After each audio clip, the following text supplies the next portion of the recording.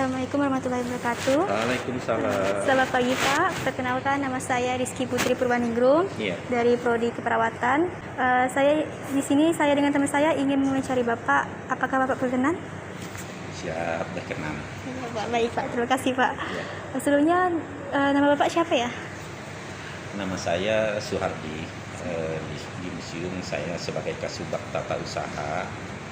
Dan pada hari ini kebetulan saya ditugaskan untuk memandu pengunjung, ya, terutama pengunjung yang sifatnya memerlukan informasi yang berkaitan dengan museum. Sebelumnya saya ingin bertanya Pak, kapan museum ini didirikan? Museum Kalimantan Barat, ya. Ini kan namanya Museum Kalimantan Barat, Museum Provinsi Kalimantan Barat. Dulu namanya Museum Negeri Provinsi. Sejak otonomi daerah berubah menjadi Museum Provinsi Kalimantan Barat. Nah, pendiriannya pada tahun 1974. Dan sampai sekarang kelembagaannya di bawah Dinas Pendidikan dan Kebudayaan Provinsi Kalimantan Barat. Oke, baik Pak. Dan pada saat bisa dimasuki oleh umum, apa saja aktivitas para pengunjung di sini Pak? Apa saja yang bisa dilakukan di sini? Iya, museum ini kan difungsikan untuk umum oleh Dirjen Kebudayaan waktu itu pada tahun 1983 oleh Ibu Dirjen itu Ibu Haryati Subadio, ya, Profesor Dr. Haryati Subadio.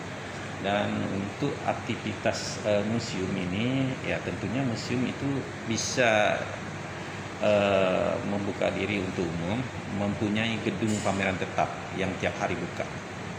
Nah, yang seperti ini kita sekarang berada di gedung pameran tetap. Ya. Oke, baik Pak. Dan di sini kan banyak koleksi-koleksi ya Pak. Iya. Dan koleksi tersebut dapat dari mana ya Pak? Apakah ada proses atau kriteria tertentu untuk menjadi koleksi di museum ini? Ya, koleksi museum ini memang punya persyaratan atau kriteria, ya. Tidak semua barang yang merupakan barang yang kita temui itu bisa dijadikan koleksi museum, tidak, ya. Tentunya yang pertama dia punya nilai, ya, nilai. Nah, apakah nilai sejarah, nilai seni, ya. Nah, itu salah satu ketentuan yang bagian yang harus dimiliki oleh koleksi museum. Kemudian nilai kelangkaannya juga. Itu kami di sini kan untuk penetapan ataupun pengadaan koleksi museum ini dengan bermacam-macam cara juga, ya. Baik dengan ganti rugi, ya, ganti rugi umpamanya masyarakat itu punya koleksi, kita lihat koleksinya dan kita adakan nego dengan masyarakat apakah cocok dijadikan koleksi museum. Nah, ini kita kalau kedua-duanya sudah sepakat, kita ganti rugi. Kemudian ada juga pengadaan koleksi museum ini dengan melalui hibah. Jadi masyarakat itu punya barang yang barang itu mereka inginkan disimpan di museum. Jadi kami dari pihak museum ini menerima hibahan, jadi hibahan dari masyarakat, ya. Tentunya barang itu punya nilai yang saya katakan tadi, ya. Jadi baru bisa dijadikan koleksi museum dan bisa kami terima hibahnya, kami buat berita acaranya. Baik Pak. Ya. Dan pertanyaan terakhir dari saya Pak, ya. Kebudayaan apa yang ditampilkan di museum ini Pak? Ya, sesuai dengan Kalimantan Barat kan kita tahu di lambang daerah provinsi itu kan ada dua yang dominan, itu ada Dayak dan Melayu. Jadi ada di lambang pemerintah provinsi kan Akcaya, kan, Akcaya itu tak kunjung binasa. Di situ ada gambar keris dan mandau. Jadi itu yang menjadi acuan kami, yaitu bahwa Kalimantan Barat itu dua suku yang dominan di sini, yaitu Dayak dan Melayu.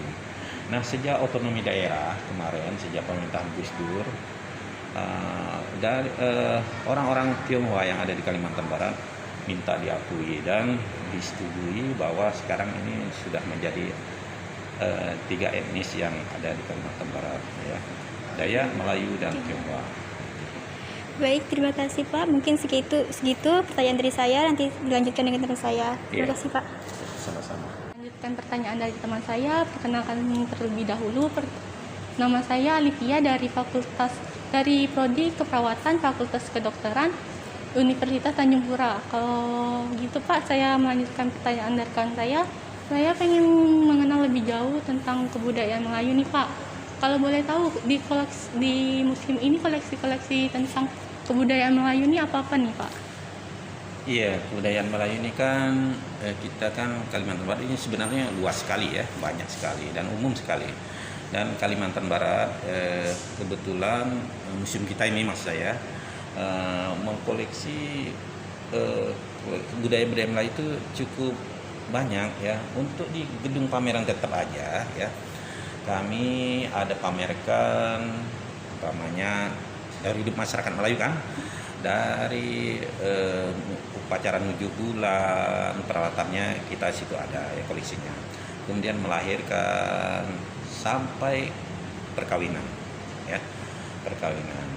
Nah, Melayu yang kita tahu kan ada ya umpamanya peralatan 7 bulan tadi kan, 7 bulan itu kan peristiwa memang hamil pertama dari perkawinan yang sah ya.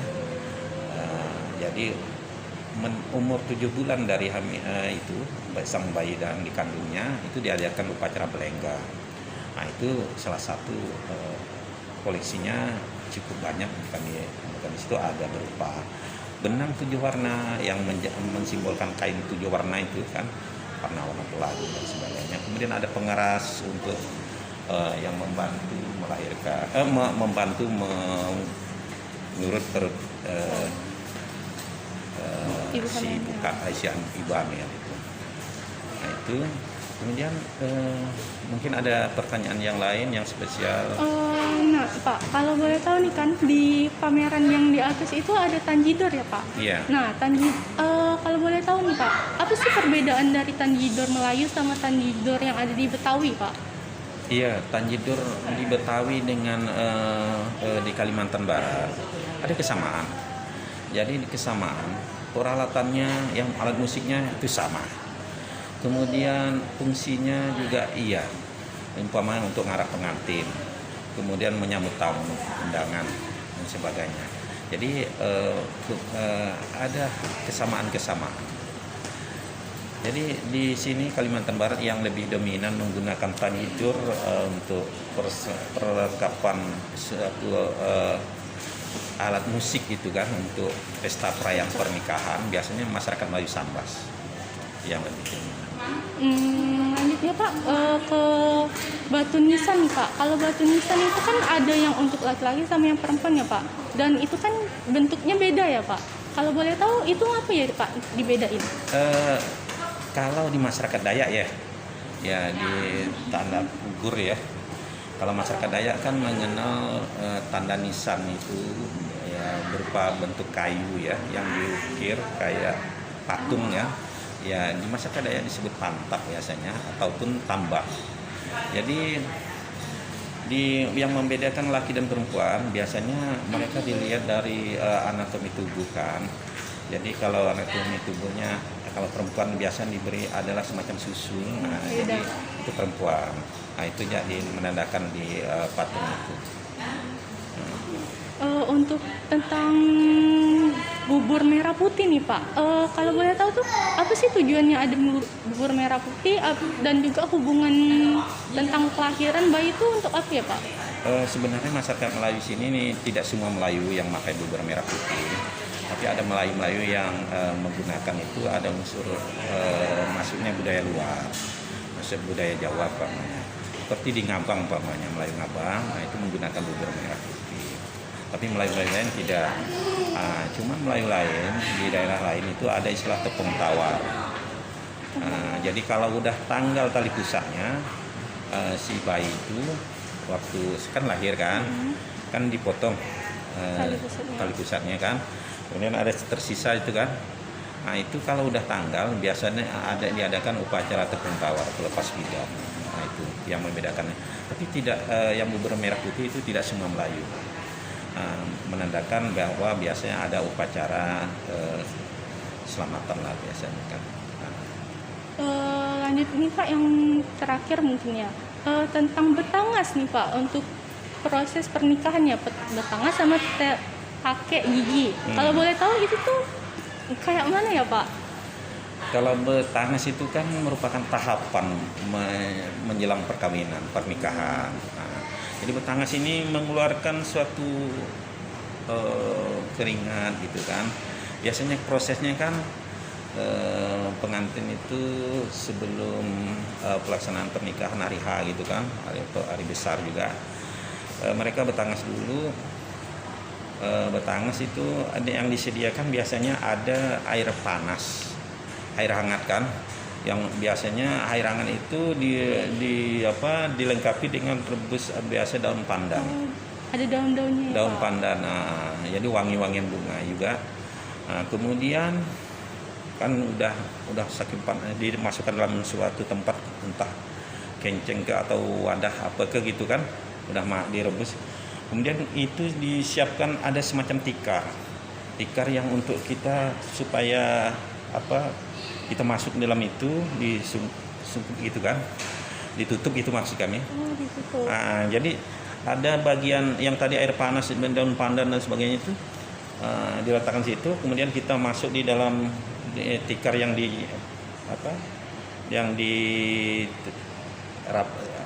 dibuat semacam lingkaran gitu kan. Nah, kita masuk, kemudian kita dibantu ditutup di atasnya. Beberapa lama kita di situ, tinggal banyak keringat. Nah, itu ya keringat kotor keluar supaya wangi badan kita kan. Nah, itulah proses tahapan perkawinan yang biasa dilaksanakan oleh masyarakat di sini. Ada istilah betangas. Kemudian yang itu yang apa gigi tadi itu? Pakai gigi. Itu salah satu teknik sebenarnya, teknik untuk supaya memperindah ya calon pengantin dan sebagainya. Biasa gigi yang tidak rata diratekan, diasah kayak batu kan. Kalau boleh tahu nih ya Pak, kan di koleksi atas tuh kan ada baju pengantinnya dari Melayu Pontianak, Melayu Sambas, sama Melayu satu lagi tuh Melayu Ketapang. Ketapang. Nah, kalau boleh tahu nih Pak, kok bisa ada beda-beda Melayu ya Pak di Kalimantan Barat ini? Ya, kalau Melayu ini kan istilahnya sebutannya aja, sebutan karena wilayah aja kan. Orang Ketapang, wilayah Ketapang kan. Cuman dalam adat istiadat dan ya beda-beda tipis saja. Kemudian penggunaan warna biasanya dominan kuning, kan. Kalau adat istiadat ya warnanya Melayu Ketapang menggunakan baju pengantinnya kan agak beda kan. Beda. Melayu Sambas beda. Jadi kalau Pontianak juga beda. Kalau Pontianak ini kan biasa menggunakan pamang pengantinnya ya, baju teluk belangak laki-laki. Kemudian perempuan baju kurung. Cuman tapihnya itu, kainnya itu ada yang pakai kelengkang. Beda-beda ya. Ada juga yang pakai ini kain corak insang. Nah, kalau Sambas kan pakai kain songket, kain benang emas. Motifnya beda juga. Nah, motifnya ada motif tujuh rebung, kan, Sambas kan. Kemudian ada kalau Pontianak kan pakai cucur mawar, iya kan? Jadi kalau pengantin yang sudah nikah kan, diadakan upacara cucur mawar kan dari pihak keluarga kan, supaya ucapan selamat kan. Nah kalau di Sambas enggak, kalau daerah-daerah lain ada yang tidak, ada yang ada, gitu. Berbedanya itu ya. Kemudian dari segi yang lain-lain sih saya rasa hampir sama. Kalau gitu Pak, terima kasih nih Pak atas wawancaranya. Bapak sudah berkenan untuk wawancara dan kami pun juga mengerti tentang kebudayaan yang ada di Pontianak nih Pak dan di Kalimantan Barat. Ya, kan Melayu itu kan banyak ngerti persamaannya, perbedaannya. Yeah. Pak, kalau gitu kita undur diri Pak dan terima kasih udah mau wawancara. Assalamualaikum warahmatullahi wabarakatuh. Terima kasih Pak. Waalaikumsalam.